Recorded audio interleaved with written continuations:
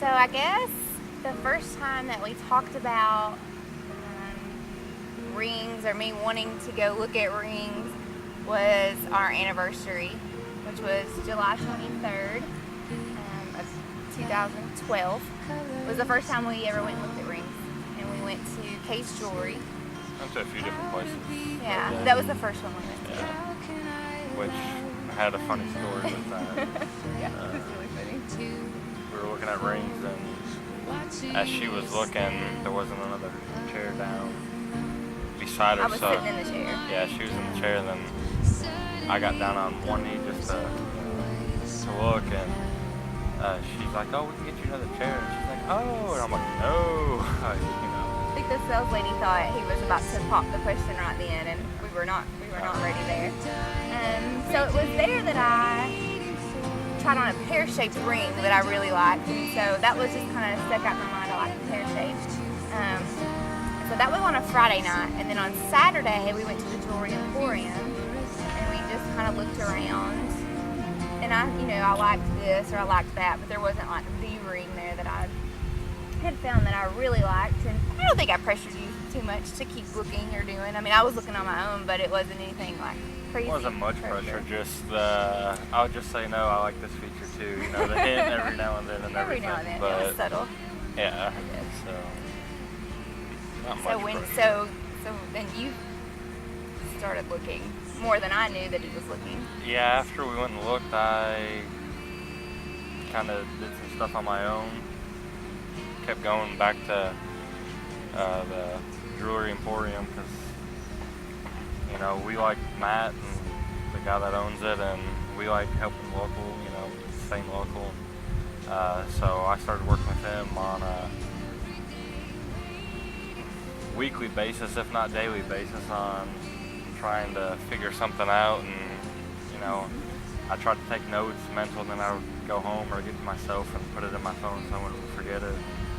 I had no idea. So surprised. So finally, him and my brother drove across the country to Oregon for work, because we played at Oregon, our football team did. And so you didn't have the ring, but you had already ordered the ring when you left to go to Oregon, right?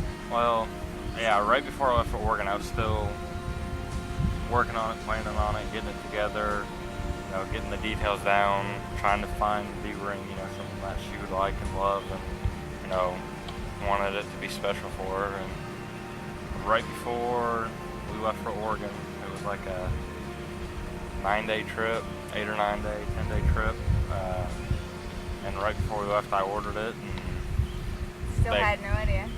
They called me on the way back, or right when I got back on the trip, and said it was ready, so I was ready to go pick it up. And I was so excited and so nervous at the same time. I asked my mom to go with me to get it, just because I had to share the moment with somebody, but it couldn't be her. So my mom went with me, and I don't think I was so nervous about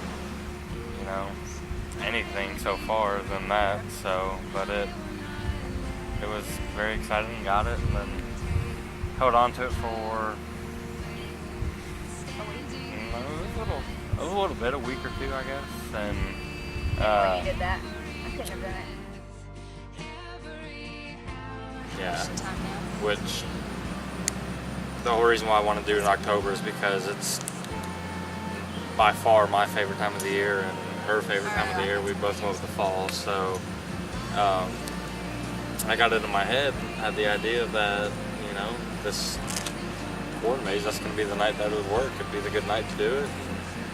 So I still didn't have the talk with her parents yet to go get permission and do all that. So we were scheduled to go to the corn maze on a Saturday, which ended up being October 12th. The Saturday was. No, 13th, and Friday was the 12th. So I went Wednesday, left work just a hair early, decided I needed to have the talk so I could get it all worked out, and hopefully the plane would still be intact. Was that not more pressure than getting the ring? I'm just kidding. It was, but it was the stress to have everything fall in place was like I wasn't as much worried about as the talk, you know, with my parents than I was as I hope everything falls into place and works out to make it happen. And so Wednesday, took off work a little early and decided to drive to Red Springs because that's where her parents live and she's from. And I get all the way to Red Springs and no one's at the house. So didn't plan it, didn't tell them I was coming. I kind of wanted it to be a surprise, and you know, I mean, for them, for me, for her, you know, I just wanted the whole thing to be a surprise. No one knew about any of it except for my mom, and I kind of wanted to keep it that way, to keep it a surprise. And, so I got to their house and no one was there, so I started texting her mom, and I was like, oh, what are you guys into today? And she told me they were at Lowe's, and I was like, oh, I drove all the 45 minutes to Red Springs when they're back in Cookeville at Lowe's. So I was like, well, I guess I'm driving back. That's what I was thinking. But so before I did that though, I knew they like to go to Bowling Green and someplace in Kentucky too. So I was trying to, you know, drop hints to see where they were. And so I just texted her mom and I was like, oh, you guys are back at Lowe's in Cookeville? And she's like, no, we're in Glasgow. So immediately I just hit the road and started heading up to Glasgow, Kentucky to talk to her parents. And so you get to Lowe's, because that's where she said they were, and they weren't at Lowe's. And so, well, it was a 45-minute drive to Cookeville to their house, so it made that, and then it was another 45 minutes to an hour, I would say, to Glasgow from there. So had to stop and get gas, and just plugged it in the GPS. I mean, I know how to get to Glasgow, just not from that area, and I was on back roads, and the gas light was on, so I was a little more nerve-wracking, but made it, got gas, made it to Glasgow, and pull into Lowe's, and they're not there either. Their vehicle's not there, but when I was pulling in, I saw Big Kmart. I know they love to go to Big K, so just drove over next door, and that's where their vehicle was. So I stopped there, took a second, gathered my thoughts, and just went in and surprised them. They surprised me, and that's where her father and I had the talk. We went up to the parking lot. And I mean, who else talks to their soon-to-be in-laws in the Big K parking lot? But it worked out well. They gave him his blessing.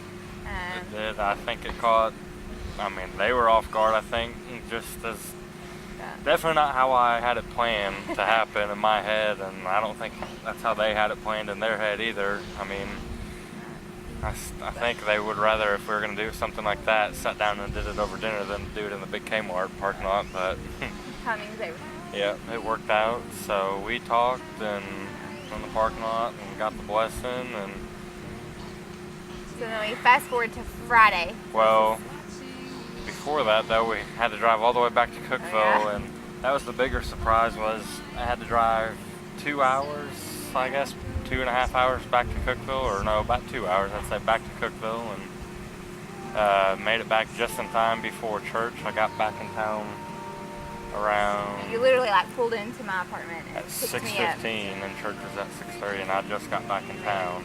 So just And he was just cool and calm. I mean, you'd never known that he next, drove all over the world and next day we took went. that big step. Yeah, we went to a Titans game with some friends. Thursday night we went to a Titans game. Played it off, and He was just normal. I mean, he wasn't nervous or shaking or acting different at all. So Friday, my parents came up and we all went to dinner at Cheddar's, and we went with my brother and his girlfriend Taryn.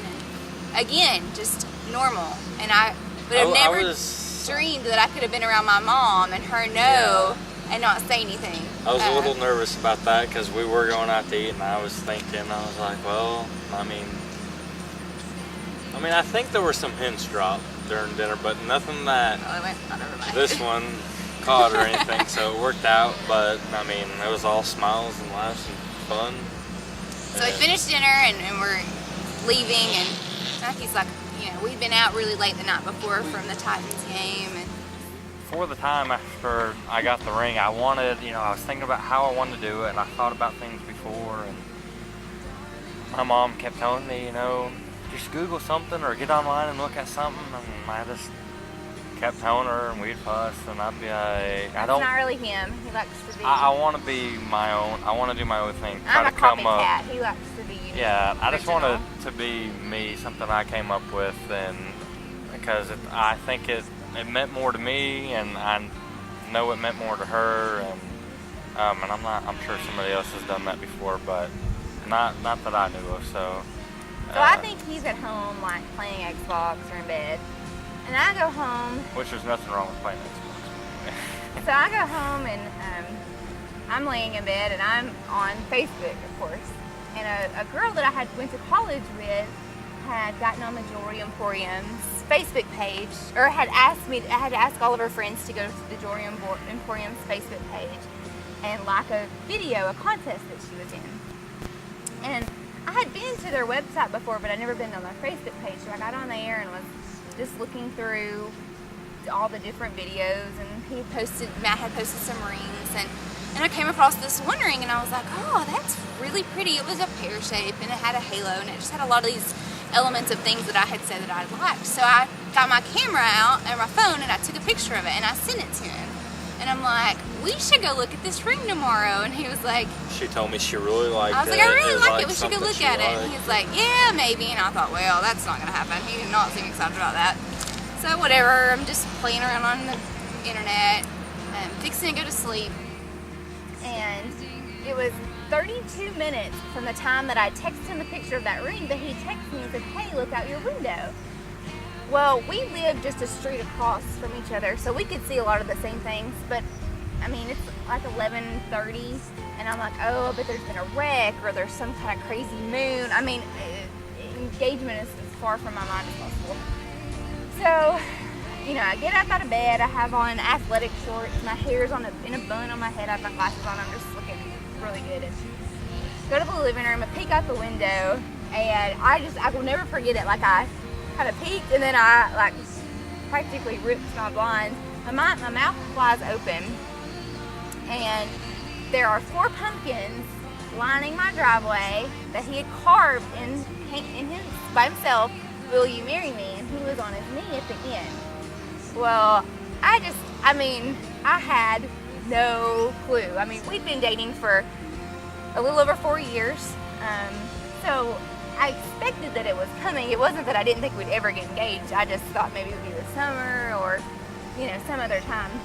So I felt like I ran outside, but you seem to think it took me like 30 minutes. Like she said, she did go with the blind. She just went like that, then opened it really big, and then she came and cracked the door. And Like, I was just like scared to go outside. I didn't know what was going to happen. it's October. It's, you know, a little bit of a cool night. You know, a little breezy and brisk out. And so I'm sitting there and I'm on one knee, you know, on asphalt. Wasn't the most comfortable, but she just comes to the door and she stops and pauses for a second, and I was just like, okay, you know, is she gonna And come? I finally come on down. Yeah, she came running out, And I don't think I knew what to do. Like, I was just kind of like here and She there, was and so I grabbed the ring, but I excited. couldn't really see. It was really dark. And she grabbed the ring, looked at it for a minute, and then gave then me I a big looked, hug. I gave him a hug. And then I look at the ring again, and I'm like, wait a minute. That's the ring I just sent you a picture of 30 minutes before that. So that was it's just almost a little eerie, because I just saw it and sent it to him, and then 30 minutes later I had it on my ring, or on my finger. And so, you know, the next natural step is to call, which he had already told my parents. He texted them and said, I think I'm going to do it tonight, because they thought he was going to propose on Saturday night at the corn maze. It was originally, that's when I originally planned to do it, and I was gonna do it the Saturday night, either in the corn maze, like while we were there, or right after it, you know, depending on when I could get the pumpkins carved and done. But I was so excited, so eager after I carved the pumpkins that So my mom had an idea that it was going to happen, but apparently she hadn't told my dad. Well, I'd been texting her mom, my mom, and, you know, I got them done, and I text her mom and my mom, and I was like, I think I'm doing it tonight, just be ready. And so I drove the half a mile, not even a quarter of a mile, I guess, to her apartment, and I get there. He said he does all of this, and I don't hear like slamming car doors and stuff. There's like a little bit of a street light, you know, that shines in your whole little area, so it was a little bright. So I carried the pumpkins to the side of her apartment first, then put them all, you know, lined them up, lit them just to make sure it was gonna read it and work and see how it looked. So it worked, and then so I was trying to hurry and set them back. When I was setting them in her driveway, there was a little slope, so I had to prop one of the pumpkins up because it was an odd-shaped pumpkin. It was wanting to roll, so I had to find a rock and everything, and got it all set up and lit the candles in the pumpkins, and then. So when I called my mom, she was like, "Hold on, wait just a minute," and I'm like, "This is huge news. I don't want to wait. Like, I'm gonna tell you now." And so she like runs in there. She gets my dad, and he's asleep, so he has to work the next morning, and he thinks there's something terribly wrong, and then I'm just kind of screaming around. But then the really funny part was, at the same time, he was on the phone with his mom, and she was like, "Well, did she say yes?" And he was like, She didn't say no. yes at the time, so so then he like kind of yelled, and he's like, "I mean, is that a yes?" And I'm like, "Well, of course, yeah." She was in the living room, and you were in my bedroom. and I was in her bedroom, so she was talking on the phone, and I was on the phone where we could not like hear each other as much. And that's my mom. She asked me, she's like, "Well, she said yes, right?" And I was like, "She didn't give me an answer. She just took the ring and ran back inside." That's really exciting. And then I get on the phone with his mom. My parents are 45 minutes away, so we weren't seeing them that night. But she was like, "Oh, I just wish I could see you guys. I just wish I could see it." And I was like, "Okay, we'll be over in just a minute." And Matthew's like, "It's midnight." And I'm like, "Well, I can't go to sleep now. Like, you just gave me a ring. I'm just ready to like tell the world." So, Great.